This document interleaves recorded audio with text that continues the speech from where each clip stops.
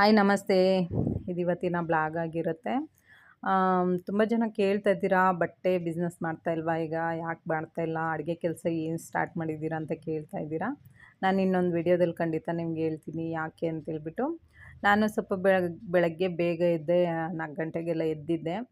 ಹುಳಿಕಾಳು ನೆನೆಸಿ ಮೊಳಕೆ ಕಟ್ಟಿಟ್ಟಿದ್ದೆ. ಅದನ್ನು ಸಾಂಬಾರು ಮಾಡಿ ಇಟ್ಬಿಟ್ಟು ತುಂಬ ಚೆನ್ನಾಗಿ ಬಂದಿತ್ತು ಮೊಳಕೆ ಅಂತೂ. ಪೂಜೆ ಎಲ್ಲ ಮುಗಿಸ್ಕೊಂಡು ಮತ್ತೆ ಅತ್ತೆಗೆ ಹೇಳಿದೆ, ಅಮ್ಮ ಚಟ್ನಿಗೆ ಸ್ವಲ್ಪ ಕಡಲೆ ಬೀಜ ಬಿಡಿಸಿಡಮ್ಮ ಅಂತೇಳ್ಬಿಟ್ಟು. ಅತ್ತೆ ಇದ್ಕೊಂಡು ಸರಿ ಕಾಫಿ ಒಂಚೂರು ಕೊಡಮ್ಮ, ಕೂತ್ಕೊಂಡು ಬಿಡಿಸ್ಬಿಡ್ತೀನಿ ಅಂದರು. ನಾನು ಕಾಫಿ ಕುಡಿದ್ಬಿಟ್ಟು ಅತ್ತೆನೂ ಕುಡಿದ್ರು.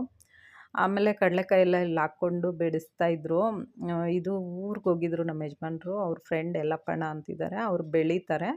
ಅವ್ರು ಕೊಟ್ಟು ಕಳಿಸಿದ್ರು. ಒಂದು ಕಾಲದಲ್ಲಿ ನಾವು ಬೆಳೀತಾ ಇದ್ವಲ್ಲ ಅಂತ ಅತ್ತೆ ಹೇಳ್ತಾಯಿದ್ರು. ಅತ್ತೆ ಅಂತೂ ನಿಜವಾಗ್ಲೂ ಹೇಳ್ಬೇಕಂದ್ರೆ ಒಂದೊಂದು ಕೆಲಸ ಮಾಡೋವಾಗೂ ಒಂದೊಂದು ಸ್ಟೋರಿ ಹೇಳ್ತಾ ಇರ್ತಾರೆ. ತುಂಬ ಖುಷಿ ಅನಿಸುತ್ತೆ ಅವ್ರ ಸ್ಟೋರಿ ಕೇಳಿದಾಗ. ನಮ್ಮ ಕಷ್ಟ ಯಾವ ಲೆಕ್ಕಕ್ಕೂ ಇಲ್ಲ ಅನಿಸುತ್ತೆ. ಬೆಳೆಯೋವಾಗ ನೋಡಿ, ಯಾರಾದರೂ ಕಡಲೆಕಾಯಿ ಬೀಜ ಬಿಡ್ಸೋಕ್ಕೆ ಅಂತಬಿಟ್ಟು ಕರೆಯೋರಂತೆ. ದೊಡ್ಡ ದೊಡ್ಡದೆಲ್ಲ ಒಂದು ಕಡೆ ಹಾಕ್ಬಿಟ್ಟು ಸಣ್ಣ ಸಣ್ಣದೆಲ್ಲ ಸಪ್ರೇಟ್ ಮಾಡೋರಂತೆ.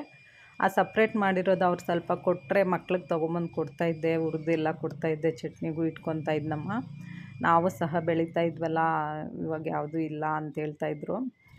ನಮಗೆ ಒಂದೊಂದು ಸರಿ ಒಂದೊಂದು ಸ್ಟೋರಿ ಹೇಳಿದಾಗ ಆ ಸ್ಟೋರಿ ನಿಮ್ಮ ಹತ್ರನೂ ಹಂಚ್ಕೊತೀನಿ ಖಂಡಿತ.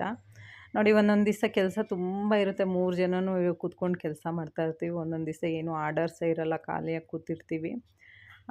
ತುಂಬ ಜನ ಫಾಲೋ ಮಾಡ್ತಾಯಿದ್ದೀರಾ, ಅತ್ತೆ ಚೆನ್ನಾಗಿದ್ದಾರಾ ಅಂತ ಮೆಸೇಜ್ ಮಾಡ್ತಾಯಿದ್ದೀರಾ. ತುಂಬ ಥ್ಯಾಂಕ್ ಯು. ಇದೇ ಥರ ಸಪೋರ್ಟ್ ಮಾಡ್ತಾಯಿರಿ. ನಿಮ್ಮ ಪ್ರೀತಿ ವಿಶ್ವಾಸ ನಮ್ಮ ಮೇಲೆ ಯಾವಾಗಲೂ ಇರಲಿ ಅಂತ ಹೇಳ್ತಾ, ನಮ್ಮ ಅತ್ತೆಗೂ ನನಗೂ ಥ್ಯಾಂಕ್ ಯು.